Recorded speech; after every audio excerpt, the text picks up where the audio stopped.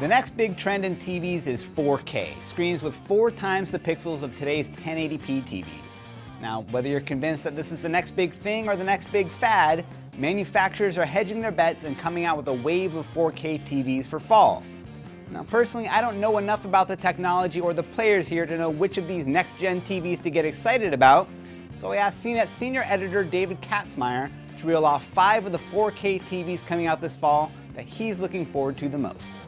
Starting things off at number 5, the Seiki SE65UY04, a 65-inch 4K TV from China's #1 domestic TV brand. The price? $2,999, undercutting Sony's 65-inch 4K TV by $2,000. Now, is it a great TV? We have our doubts, but we haven't seen it yet. It's also not the cheapest 4K TV out there. That same company makes a 39-inch 4K TV for $699, but to really see the effects of 4K, that larger screen size is critical. So a 65-incher at $3,000 is a sweet spot we'd like to see the other guys try to match. At number 4, the Panasonic TC-L65WT600. On CNET's current list of the best TVs on the market, the first 4 are made by Panasonic. They also happen to be plasmas, which this TV is not. This guy is a 65-inch LED LCD 4K TV with a price tag of $5,999. The claim to fame here is that the TV will come with HDMI 2.0 connections right out of the box. Everyone else is promising a 2.0 upgrade, but the details are still hazy. So if you want tomorrow's 4K resolution along with tomorrow's HDMI standard, the Panasonic looks like the way to go.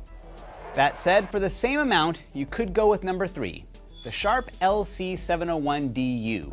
Like I said before, to really appreciate the benefits of 4K, you need a big screen, and that's what you get with the Sharp. This is the first 70-inch 4K TV on the market, also the first to get THX 4K display certification. But if you're tempted to go even bigger, Sony does have an 84-inch 4K TV on the market for $17,000. That's what I thought. 70 inches sounds pretty good too. Our number 2 TV is one of the least expensive 4K TVs from a major manufacturer. It's the Sony X850A. The 55-inch version is priced at $3,500. And here's a TV you might actually buy. On paper, it looks a lot like the Sony W900 series, which we already love, only upgraded to 4K. But one of the best reasons to throw your 4K money at Sony is content. Sony is the only company out there with a 4K video player that can access numerous 4K films that you might actually want to watch. And the player only works with Sony products, so if you're dying to see The Amazing Spider-Man in 4K, Sony's going to be your best bet. That being said, there are good reasons to just say no to 4K. Aside from the minuscule amount of available content and the hefty price, most people just aren't going to see the difference until you get to that 70-80-inch screen size, which are totally impractical for most people.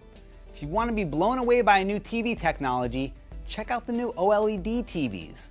These things are gorgeous, but because they're difficult to make and it's harder to sell people on screen contrast compared to the allure of quadruple pixels, the 4K hype is going to drown out one of the best advancements in the industry.